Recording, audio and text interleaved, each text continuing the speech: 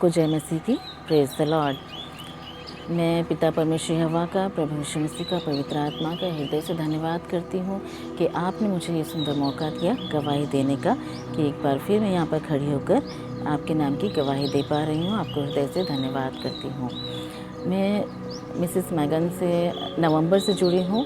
वो हमारे चर्च में आई थी वुमेन कॉन्फ्रेंस के लिए, तब से मैं उनसे जुड़ी हूँ। और मैं बाइबल स्टडी के लिए कहीं ज्वाइन होना चाह रही थी, पर कहीं नहीं हो पा रही थी।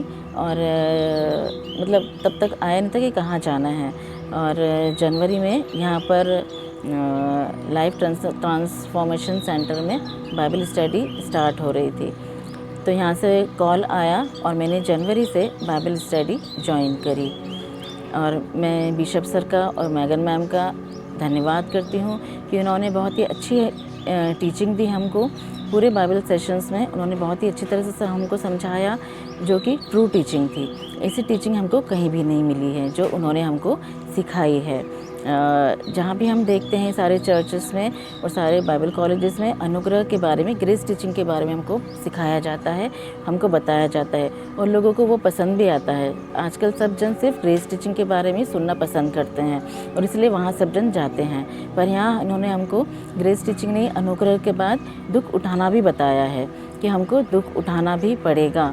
जब हम प्रभु यीशु मसीह को ग्रहण करते हैं, उनको अपना उद्धारकर्ता ग्रहण करते हैं, उनको हमारे जीवन में लाते हैं, तब हमको सिर्फ सुख ही सुख, आनंद ही आनंद नहीं मिलेगा, पर हमको दुख भी उठाना ज़रूरी होगा। इस टीचिंग के लिए भी मैं उनका हृदय से धन्यवाद करती हूँ। जब बाइबल स्टडी हो रही थी तब हमारी आत्मिक उन्नति और ज़्यादा होती गई। मैं नर्सिंग ऑफिसर हूँ, मैं हॉस्पिटल में काम करती हूँ और वहाँ पे मेरी नाइट ड्यूटी भी लगती है। तो अभी कुछ दिनों पहले की बात है, जब मैं नाइट ड्यूटी कर रही थी तो मेरे साथ बाई भी होती है काम करने के लिए। तो बाई जब ड्यूटी पर आई तब उसको पाँव में बहुत तकलीफ़ हो रही थी।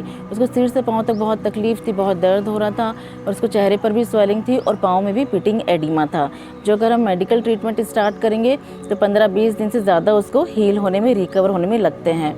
पर वो बाई को बिल्कुल आराम ही नहीं हो रहा था। मैंने ड्यूटी के टाइम पे उसको टैबलेट भी दी कि उसको थोड़ा सा रेस्ट मिले, पर उनका पेन बिल्कुल रिलीफ नहीं हो रहा था। मैंने उनसे कहा इंजेक्शन लगाने के लिए, तो उन्होंने मना कर दिया।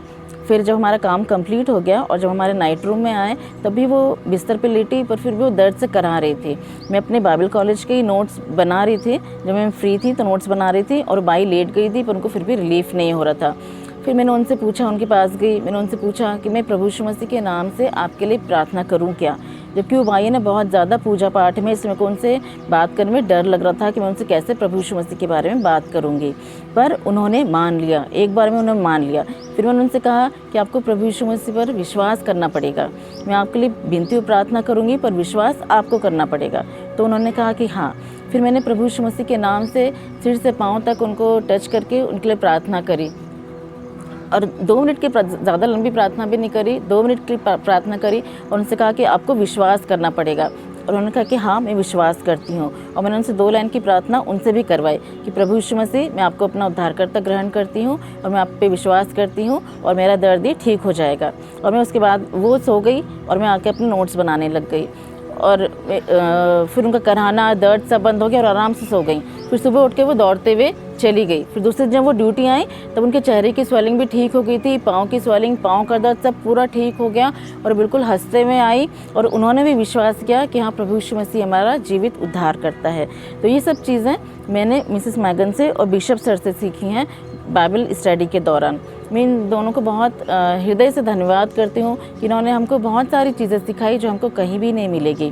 सर ने हमको डिसिप्लिन के बारे में सिखाया, हमारी लाइफ के हर एक एरिया में किस किस जगह डिसिप्लिन ज़रूरी है, खाने में, पीने में, सोने में, संगति करने में, वचन में, प्रार्थना में, जीवन के हर एक एरिया में कहाँ कहाँ डिसिप्लिन ज़रूरी है। और स्पिरिचुअल वॉरफेयर के बारे में मैम ने हमको सिखाया था और उन्होंने हमको ये सब सिखाते हुए उन्होंने ये भी कहा था कि आप भी हो सकता है कि आप पर भी ये सब चीज़ें सीखते हुए स्पिरिचुअल अटैक हो सकता है। और ये 4 एपिसोड का था स्पिरिचुअल वॉरफेयर। और जब उस रात में सोई तो उसी दिन मुझ पे अटैक हो गया। मैंने अपने आप को अपने घर की छत पे ऊपर से टंगे हुए देखा और मैं बहुत डर गई।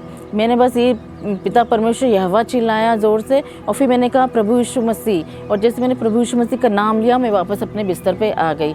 इसी तरह से एक और बार मेरे पास अटैक हुआ। तो इस तरह से स्पिरिचुअल वारफेयर के बारे में जब मैम हमको सिखा रही थी तब हम पर स्पिरिचुअल अटैक्स भी हुए, पर प्रभु यीशु मसीह के सामर्थ्य के नाम के द्वारा हम उससे बच पाए। और उसके बाद प्री एडेमिक एज भी हमको सर ने सिखाया, वो भी इतना अच्छा हमको हमारा सेशन हुआ कि जितना साइंस भी नहीं जानती होगी उतना प्रभु के दास ने हमको प्री एडेमिक एज के बारे में हमको सिखाया है। मैं इन सब चीज़ों के लिए पिता परमेश्वर यहोवा का, प्रभु यीशु मसीह का, पवित्र आत्मा का हृदय से धन्यवाद करती हूँ, और बिशप सर का और मिसिस मैगन का भी हृदय से धन्यवाद करती हूँ।